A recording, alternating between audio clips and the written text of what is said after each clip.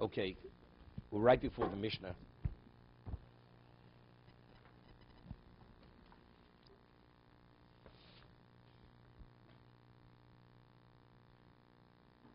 Page Nunam at base right before the Mishnah. Boimini Ravacha bar Rav Huna mid Ravo. Ravacha bar Rav Huna posed the question to Rava, Huzak shtak sube b'shuk. You have a marriage contract. You find it in the shuk, in the market. It was certified, an authentic marriage document. But it's a monetary document. Amalei, see, asked him, the question was posed to Rava, Amalei, but because you find a monetary document. It's only a monetary document in the market. So therefore we should establish this woman as if she's married. So what exactly are we speaking about? Amar Avashi, Basha the Mekachi or the Kasvi Ksuba. We're speaking about a community that a Ksuba is never written unless it's predicated with kiddushin. So if you find the Shtak Ksuba, what is that indication? Evidently, she was married, because in this community, a Ksuba is not written unless marriage first took place. So Chayshino, so what's the question? Chayshino Kasi Vodab Mekachi? So Chayshino, therefore we were concerned she may be married. What about if it's Kasi Vodab Mekachi? If they first write it and then subsequently they get married, Lo Chayshino. She still has the presumed status, so she's a single woman. So Mar says, Mekachi Vodab Kasi Pshita. If the custom in the community is they never write the ksuba unless they first are married and then they write the ksuba, that's understood she's a married woman. Because the ksuba is only written when the kiddushin had taken place already. Lo tzricho. We're speaking lo shchiach safro. We're speaking a community that doesn't have a scribe available.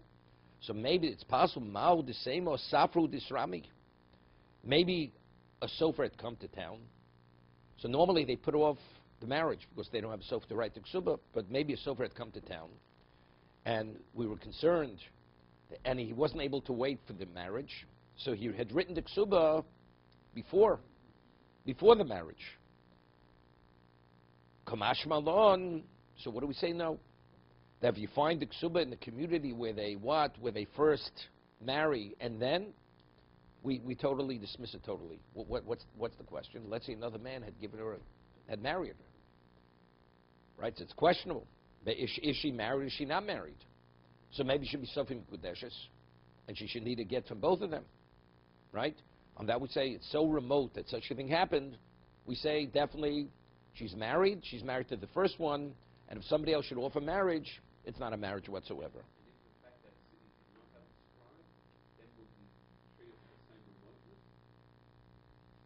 No. Then we would same thing. But we're still saying that. We wait for the scribe to come, and we first... No, definitely not. Definitely. Firstly, it's a predated document. It's not valid anyway.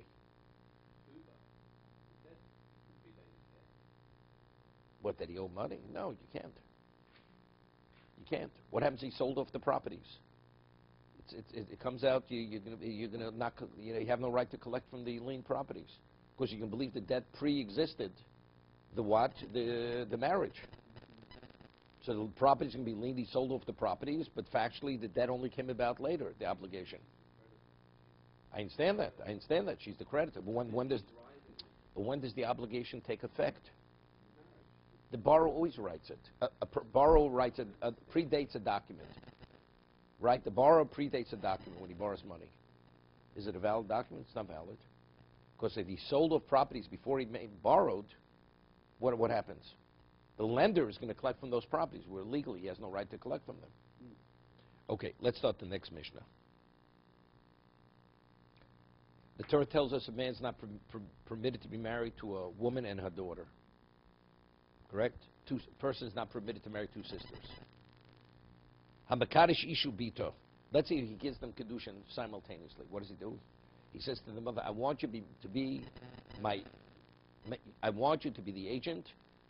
Or let's say the daughter says to the mother, I want you to be the agent to accept kiddushin on my behalf.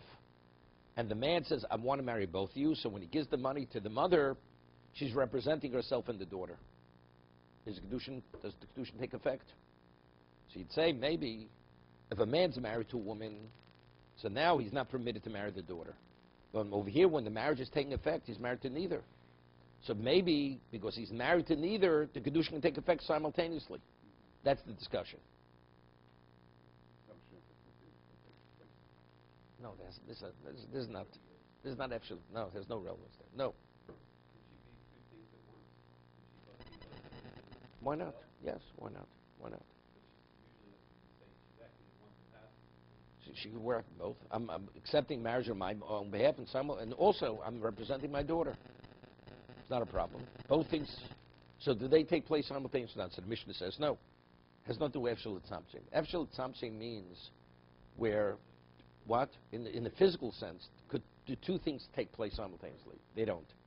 So do we go after the reality, or do we go after what it seems to be? That's the argument, Efshel Tzamtzim, or not. Here, factually, they are taking place simultaneously. So maybe when the Torah says, if you're married to a woman, you can't marry a daughter because you're already married to the mother. But over here, what's taking place simultaneously, maybe they can. O ishu v'achosa, ka'achas einu b'kodeshes. Yes. Sure. Two women unrelated to one another.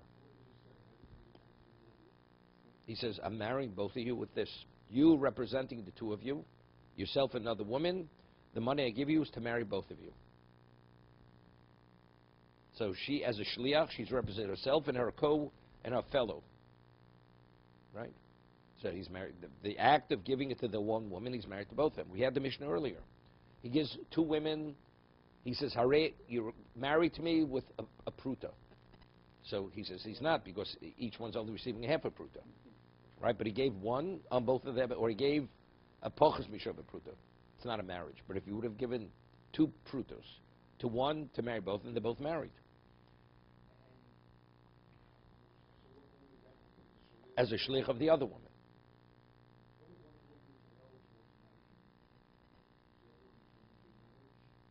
We'll discuss that in a minute.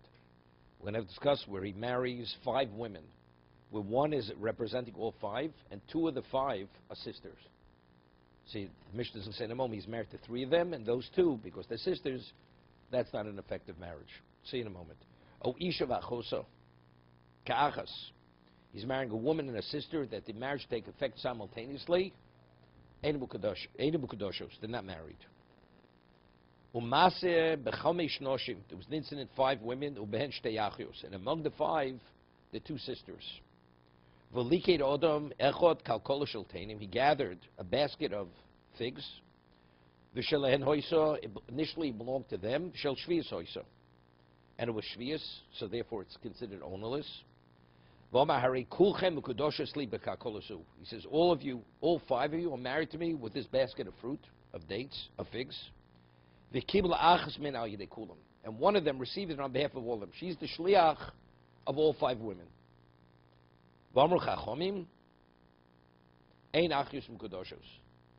That although the one was representing all 5, but since 2 of them, and the marriage was taking place simultaneously, he's only married to 3 of the 5, but not all 5.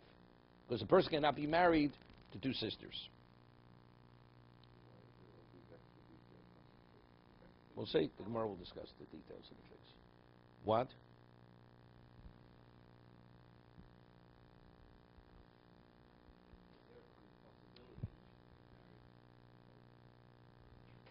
Yeah, but maybe the Torah is saying that if you're married to a woman, you can't marry a sister. If you're married to a woman, you can't marry her daughter. But here, when the marriage takes effect, he's married to neither. So if he's married to neither, maybe it could take effect. Both of them should become his wives.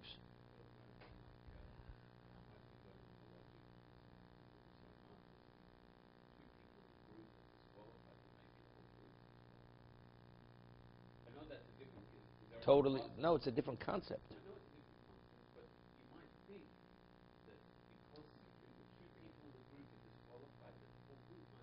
No, you bring up a different point.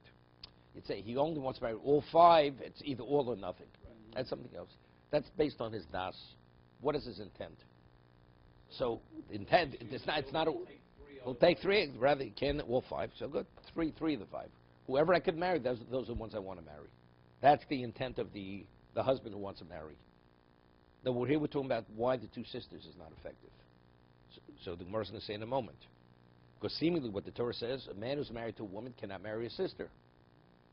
But here he's not married to either of them, so maybe he could be married to both of them. So we'll say, initially the Gemara understands it's based on a pasuk. The Gemara says no, it's based on a logical concept. Menoani Milik. What is the basis for this? That you can't marry a woman and her daughter simultaneously, two sisters simultaneously. Omer Rabbi Baracham Damakro. This is the Gzeres HaKos of a person not being able to marry two sisters. Isha elachoso lo sikoch litzror. You know, co-wives are called tzoros. Howard, you're learning Yivam. We're learning Yivamis. Tzoros. Co-wives are called tzoros. It says, Isha elachoso lo sikach. A woman and her sister you should not take in marriage. Litzror, that they should be co-wives. HaTorah Omra b'shosh shenasu tzoros u'lezu lo yeh lo kukuchim. That when you take them and they become co-wives, the marriage is not effective. So the Gemara right now is saying, Afil bachs mehem. You're married to neither. That if you want to marry two sisters and they're going to become co-wives, neither marriage is effective. Lo sikach. Omar Rava. So Rava asks a phenomenal question. What's the halacha? Person has relations with a woman, and then he has relations with her sister. He's married to neither. Did he violate the law of having relations with two sisters? Right? Didn't violate. Whatever it is. Married to neither. He has a sexual encounter with A and then with B. Did he violate the law of what? Of engaging with two sisters? He was never married to either. The Torah prohibition is what? Only if you're married to a woman, you're not permitted to have relations with her sister. But if he's married to neither or not. So the Gemara is going to ask a question. So over here the Torah says that what? That if you marry two women simultaneously, the marriage is not even married to neither. That's the way the Gemara is interpreting the pasuk. Lo yel b'kuchen afil bachsmin. Omalei Rava. So Rava says if that is the basis, he's asking Ram Ihochi Hainu D'chsiv v'nichrusu an nefosha osus mikerev Amon. It says, and if one does this and one has subsequent relations with them, with both of them, they're liable. He's liable for koris, and they're liable for koris. The Gemara says, "Kiddushin lo tafsiba koris mi mechayiv." But factually, if the kiddushin never took effect, why they lie? Why are they subject to koris? He's married to neither. As I said, if a man's married to a woman, then he has relations with the sister. That's considered. That's not permitted.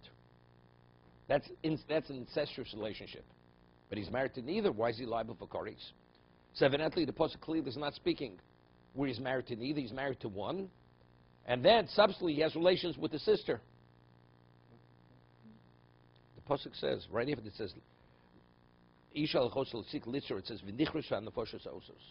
And when it violates this, you're liable for koris. But if he's married to neither, why is he liable for koris? Right? The pasuk is saying if one gives marriage to two sisters, neither marriage is effective. And then it says, and if you have relations with them after doing such an act, you're liable for koris. But if he's married to neither, why is he subject to koris? He's not married to either of them. So evidently, what does the pasuk mean? If he's married to one, he's not permitted to engage with the other sexually. And if he does, he's liable for koris. But that would be even if he's not married to the second one. He can't be married to the second one. He can't. That's always incest. He's married to a woman, you're not permitted to have relations with her daughter. But let's say he's not married to either, and has relations with the mother and then with the daughter. It's not in violation of a mother-daughter. It's not incest. Only the marriage. Within the context of marriage. If you're married to one, you're not permitted to have engaged with the other. That's what the Torah is saying. It's interesting. Notice the famous machlokus that we had a Rashi in Sanhedrin. What is a pilegish? Rashi says Rashi is as pilegish as kiddushin below ksuba. Tosa Shita and the Rambam Shita is what? Pilegish is below ksuba, below kiddushin. Neither. It's literally a concubine. So it comes out, it's interesting. So according to Rashi, a person cannot have concubines, a mother and a sister.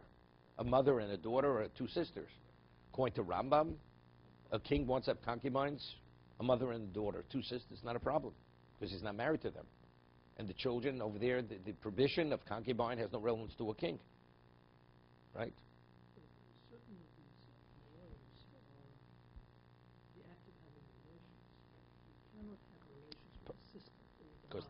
Because that's It's got nothing to do with kiddushin. nothing. Because factually, it's your mother, whether you can be married to a mother. The prohibition is you're not permitted to sexually engage with a mother or with a sister. That's the prohibition. Here is a mother and a daughter. It says lo tikach. Tikach means marriage.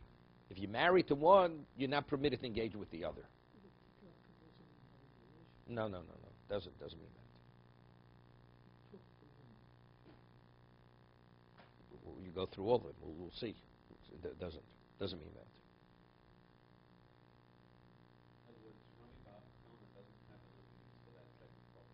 No, I mean what Rav is saying, he's refuting.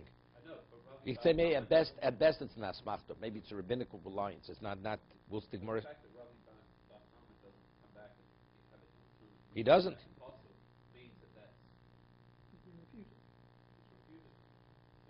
Yeah, he's definitely refuted.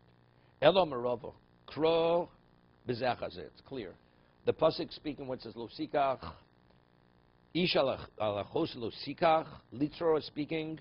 Bezachazeh. He's married to one sister, and he has subsequently he engages with the other, cohabits with the other. That's v'nichruso. Umasnisin kidurabo. What is the rationale? Why in the Mishnah where he marries both of them simultaneously? Why is it not effective? The rationale is, as Rabbah says, the Amar Rabbo, kol she'enu b'zeach something which cannot be consecutive, afil v'asach hazenu, cannot take place simultaneously. The Torah, what? That's a rule. The Gemara is going to ask many questions on this.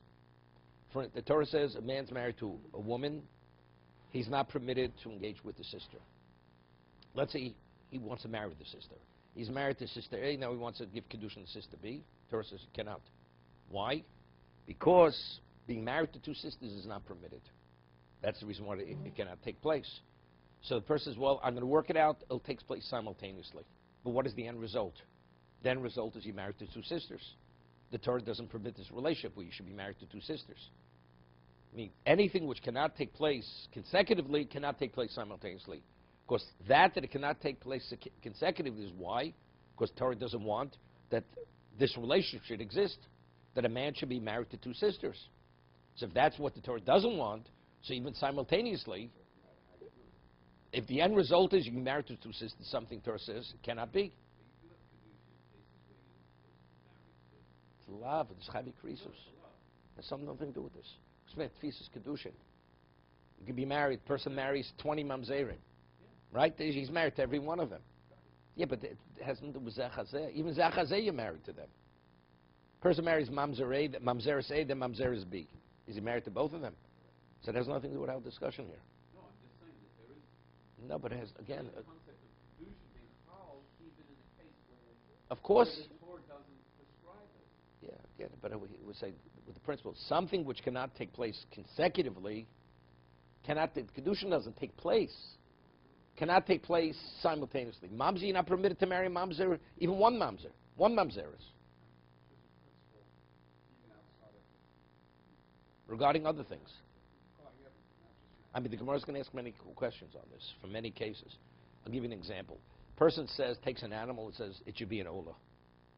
Be a burnt offering. Then he says, it should be a shlomim. What's the halacha? Since you're consecrated totally as an olah, it cannot be a shlomim. Because you can only consecrate something which is chulin, which is non-consecrated. Something non-consecrated will become consecrated. So if it's fully consecrated in olah, it cannot be a shlomim. What a person says, I want olah and shlomim should take place simultaneously. So the Gemara says, if you say, what he meant to say is 50% olah, 50% shlomim, it's half and half. No, it's 50% olah, 50% shlomim. So what do you have to do? It says you let the animal graze till it becomes a balmum, till it gets a blemish. You redeem it. 50% of the money you buy an olah, 50% of the money you buy a shlomim. That's what you do with it. So you'd say, no, even if you say half, because half, immediately the whole animal takes it becomes an Ola. Right? But over there, what's the reason? That there it's a technicality. Let's say a person says half of the animal should be an Ola. Half of the animal, you say half, the whole animal becomes an Ola. So you can't say half. So if you could say half, so when he says simultaneous, it's like said half and half. But if you say half should be an Ola, it becomes an Ola immediately. It's still an Ola. It's still, you have to wait till it becomes a Balmum. Still, you have to have a blemish before you could redeem it. Still has Kedusha Zaguf. Still has Kedusha Zaguf. Okay?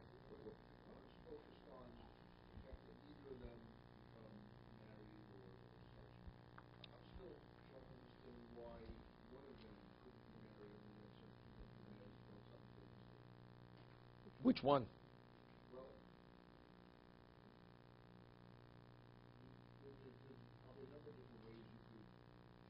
But he said it should take place.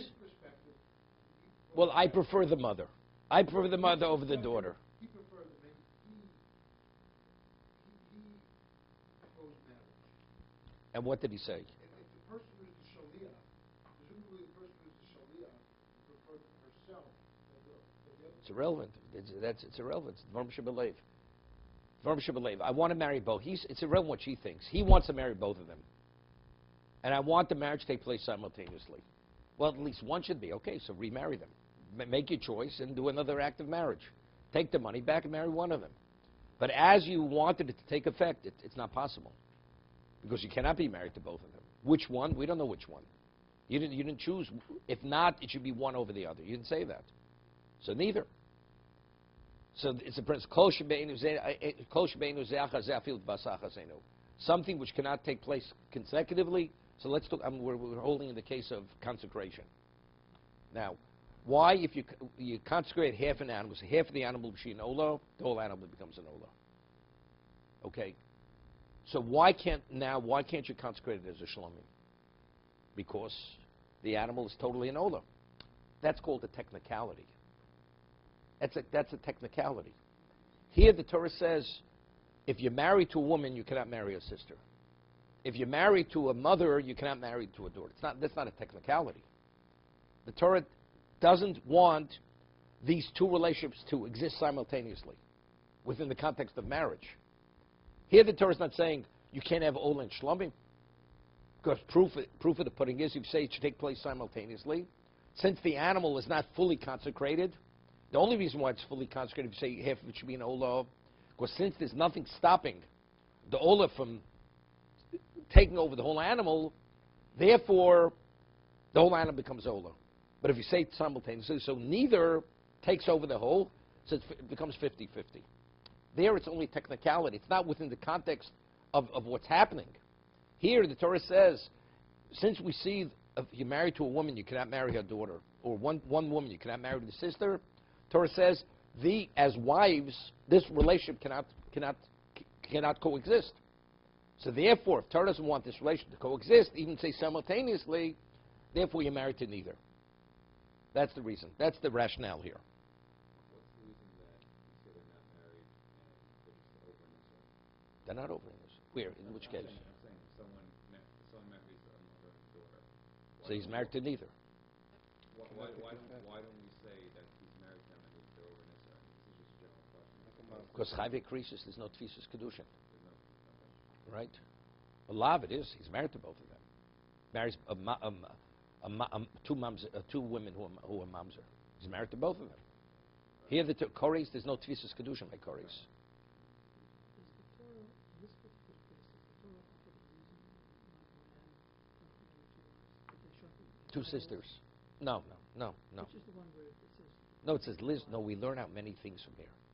Litzor is not because we call them rivals, co-wives. Every co-wife, even when she's permitted, is called a rival. There's always rivalry between women. That's what the Torah refers to. The Torah doesn't want sisters to be one. It's more than that, because we learned from this what happens if a man's married to a woman, okay, a woman, and he has another wife besides that woman. And now his brother is married to the sister of one of his wives. And now One man dies childless. So he has two wives. So we understand the sister cannot fall to Yibum because his brother's married to the sister. What about the co-wife of that sister? She assumes the exact same status as the sister because she's a co-wife of the sister, so her status extends over onto the co-wife. It's based on this pasuk, Litzor. Because since they're connected, we see even the unrelated woman as one who's related, and therefore neither fall to Yibum. And they're both free to marry. I'm going, it's surprising to me that the Chazal would have considered, This is a Doraisa. This is not Chazal. This is what the Torah is saying. Chazal would have considered a man marrying the mother and having the daughter as a concubine. I'm surprised that such a thing would be permitted. No, he's married to neither. Neither. No. He cannot. No, I didn't say no. No, I said both are concubines. Not one's a wife, the other's a concubine. Both. According to Rambam, you could have a mother and daughter concubines. Why couldn't you marry one and have the other? Because that's married. Because that Torah says explicitly not. If you're married to a woman, you're not permitted to engage with the daughter sexually. That's explicit in the Torah. Where does it say that? It says Ishu Bito. If you're married to a woman, the child, the daughter, the granddaughter, all the way down, forever. That's one of their rayos. Are the children from that second marriage mamzerim? Yes, definitely. Mamzera. It's Chavi Krisus, the liability of Koris. So man is married to a woman, and he takes her daughter, It just has a sexual relationship with her. and the child comes. It's mamzer, mamzer, mamzer. But if a man Is married to neither. Both children are legitimate. Even though he did something wrong, he wasn't permitted to cohabit with them because he's not married to them. Both children are kosher children because he's been married to neither. he has an ongoing relationship with her, Correct, correct, correct. it would seem that the Torah wouldn't like that. Wouldn't like for other reasons. Right, for other reasons, but it's not mamzer. Mamzer has to be incest. That's not called incest. Incest is only within the context of marriage. Because the only thing that connects him to the daughter and the mother is only if he's married to one of them. He's married to the daughter, that's his mother-in-law. That's one of the incestual relationships. She can't be a mother-in-law unless you're married to the daughter.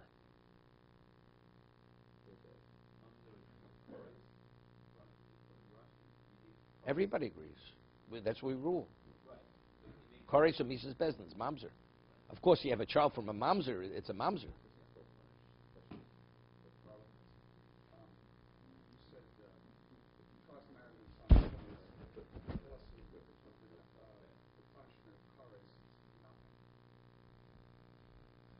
No, because it carries that person.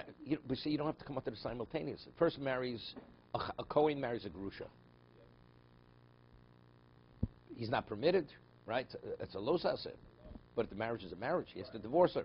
So now he marries another group. You don't have to come out simultaneous. Okay, so if a man marries a woman and he marries her daughter, the marriage to the daughter... There's nothing. It's nothing. So how can it be nothing and still be five cars?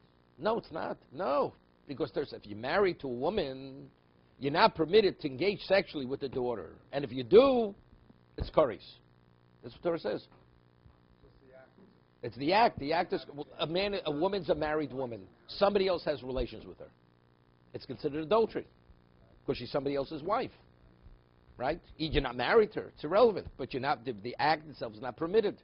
If you're married to a woman, the Torah says the sexual act with the daughter is not permitted. You're married to a woman, the sexual act with the sister is not permitted. No, not permitted in the context of carries liability to kores. It carries nothing. No, because it carries liability of kores. That's why it's nothing. I guess what I'm wondering is how can you defy courage with something that can't possibly happen? Because Torah, it has nothing with the kiddushin. It's the act. That's why. But that's why. Because it has liability of kores, that's the reason why Torah says you can't marry her. Because if you're married to... It's not a marriage. But that's exactly the same thing. With your relationship, No, that's punishment-wise. Because it carries liability of kores, that's why the marriage is not effective. Right. So if he doesn't have relations and he wants to marry the daughter and then have relations after, the marriage is not a marriage. So it's nothing. So again, he's having relations with the daughter. So he really hasn't violated anything at that point. And what if he? Tries to marry the daughter. No, he didn't violate it. He did nothing. Because he didn't do anything. Correct. The proof that in the case of Yibum, the man is still barred from marrying the sister Unless his wife died. and without her dying. No.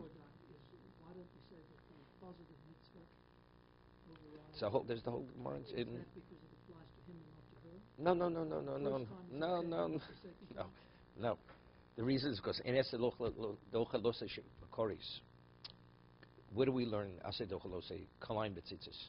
It's only an ordinary love. Because there's chorus. Here it's Koris. It's much more serious. If it weren't for that, We'd say Aseh Dochalose, definitely. Because the Gemara says, let's say she's a mamzeris. Let's say his brother was illegitimate. He was married to an illegitimate woman. He dies.